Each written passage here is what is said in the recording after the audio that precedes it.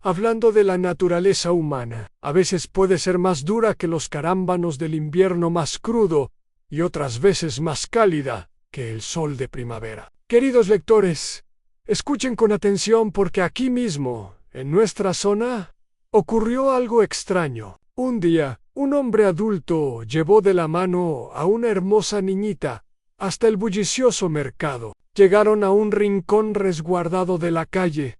El hombre se agachó, le dio algunas instrucciones, luego se dio la vuelta y desapareció entre la multitud. La niña esperó en vano, esperó hasta que el sol se puso, y aún así, él no regresó. Incluso cuando el viento helado soplaba con fuerza, su padre seguía sin aparecer, y la pequeña estuvo a punto de morir congelada en la nieve. Había muchos curiosos alrededor, pero nadie se atrevía a involucrarse a la ligera en un karma ajeno. En ese momento apareció Liu Saniang, una mujer del extremo oeste del pueblo, de unos 40 años, que aún no se había casado, normalmente tan callada que ni golpeándola 3 veces soltaba palabra. Con el rostro severo se abrió paso entre la multitud, y sin decir nada, se llevó a aquella niña de origen desconocido a su casa. Los aldeanos se alborotaron, diciendo que esta tercera cuñada estaba tan desesperada por tener un hijo que había criado el problema de otra persona, sin imaginar que detrás de ese acto aparentemente absurdo se escondían enormes bendiciones. Porque si hubiera sido cualquier otro, ¿quién habría podido cargar con una fortuna tan abrumadora? Esta historia, complicada y extraña, comenzó en aquel año de una gran nevada que solo ocurre una vez cada varias décadas. Ese invierno fue terriblemente frío.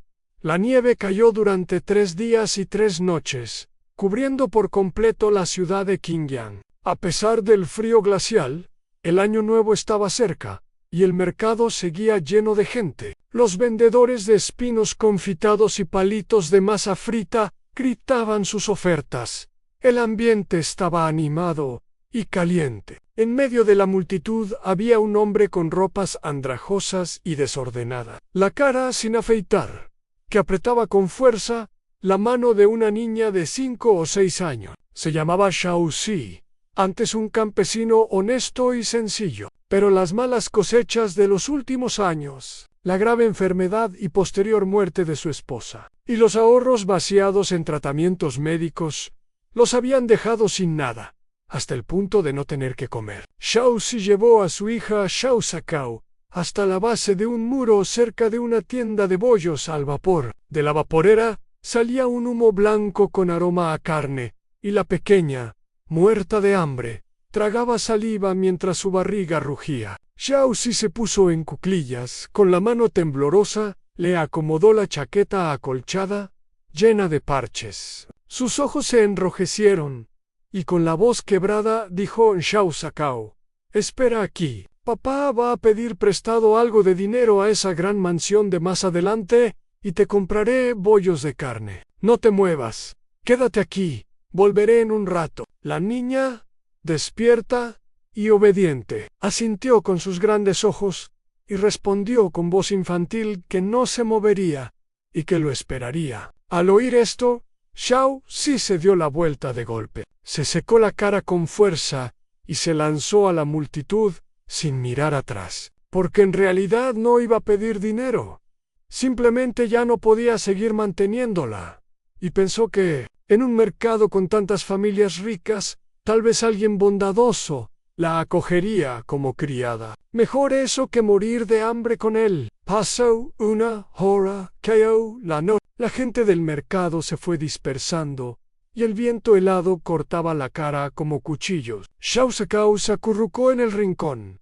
con la carita morada, manos y pies entumecidos, pero recordando las palabras de su padre, no se atrevía a moverse. Los transeúntes empezaron a señalar y murmurar, preguntando de quién era esa niña y por qué no venían sus padres. Algunos decían que seguramente la habían abandonado, otros suspiraban lamentando la tragedia, pero nadie daba un paso al frente, porque hoy en día incluso las propias familias apenas llegan a fin de mes. Justo cuando la niña, agotada por el frío, ya no tenía lágrimas. Se acercaron un hombre con una bata azul y una mujer con un grueso pañuelo en la cabeza. Ella, de unos 40 años, con arrugas en las comisuras de los ojos, pero una mirada clara y decidida.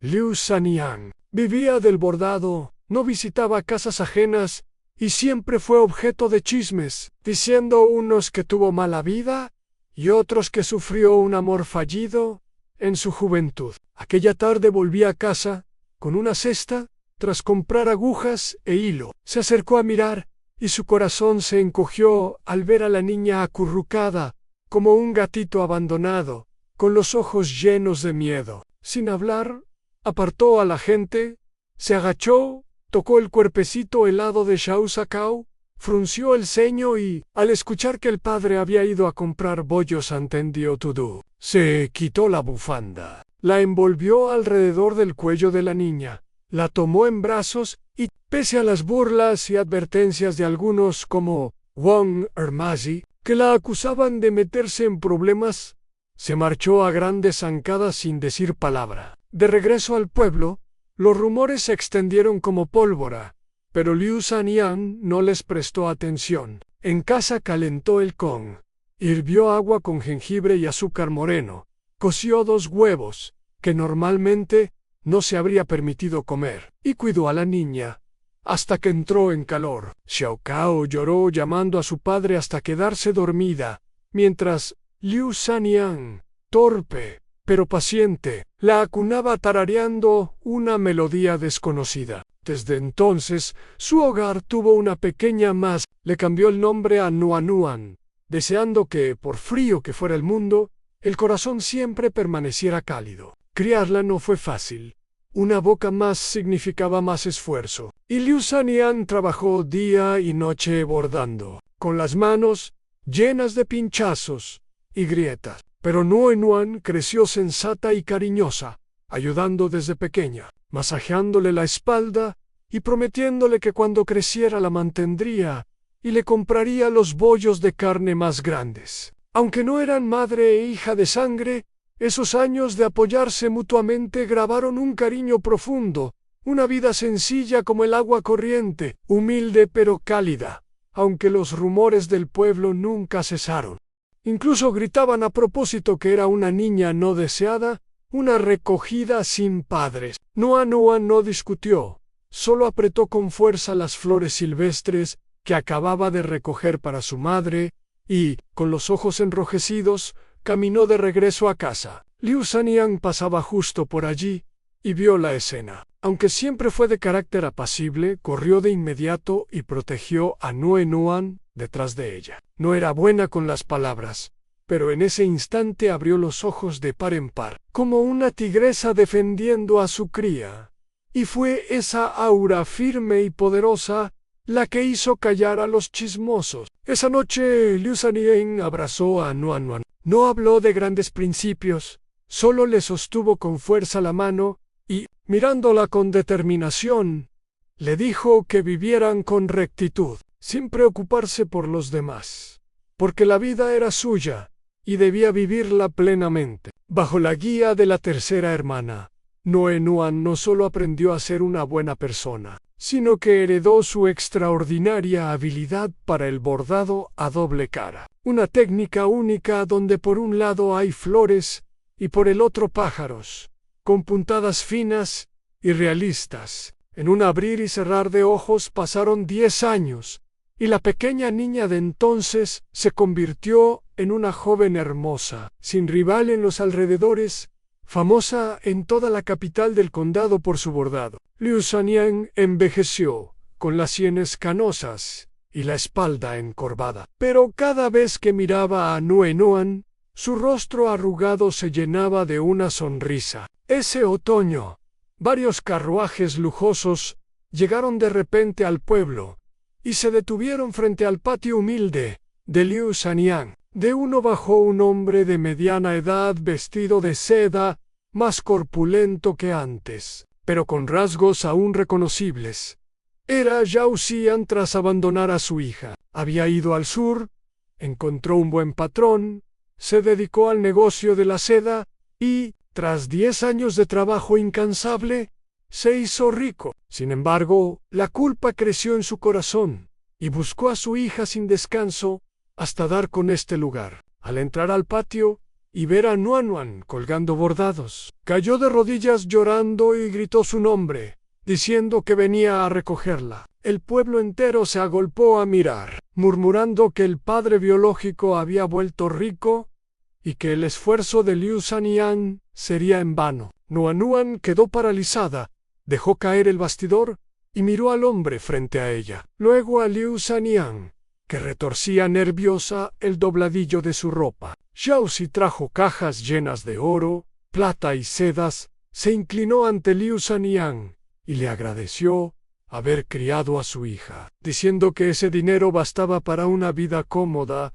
y que llevaría a Nuanuan a la ciudad. Todos esperaban que Liu Sanyang llorara o exigiera algo, pero ella solo miró el oro con indiferencia. Entró en la casa y salió con un pequeño paquete a los zapatos de cabeza de tigre de la infancia de Nuanuan y la dote que había ahorrado para ella, entregándoselo en silencio. El patio quedó en absoluto silencio. Nuanuan miró el oro, a su padre expectante, y por último, la espalda encorvada de Liu Sanyang. De pronto soltó una risa entre lágrimas. Se inclinó 3 veces ante Xiaozi y, retrocediendo un paso, dijo con firmeza que se había equivocado de persona, que la Xiaocao de aquel invierno había desaparecido con la nieve y que la que vivía ahora era Nuanuan, hija de Liu Sanyang. Con voz tranquila pero firme, recordó los 10 años de cuidados, enfermedades,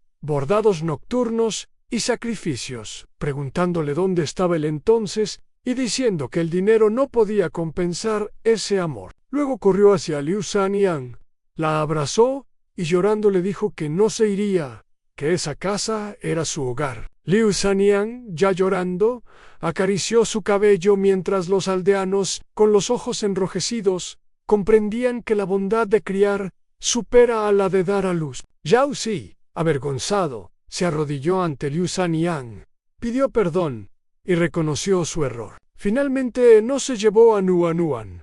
Compró tierras en el pueblo y construyó una casa para que madre e hija vivieran cómodamente, sin obligarla a cambiar de apellido, reconociendo a Liu Sanyang como su hermana jurada. Ella, que nunca se casó, ganó una hija filial y un hermano menor rico, convirtiéndose en la anciana más afortunada del pueblo. Desde entonces nadie volvió a burlarse de ella, porque todos entendieron que el amor verdadero es silencioso y que, con el tiempo, el bien siempre recibe su recompensa.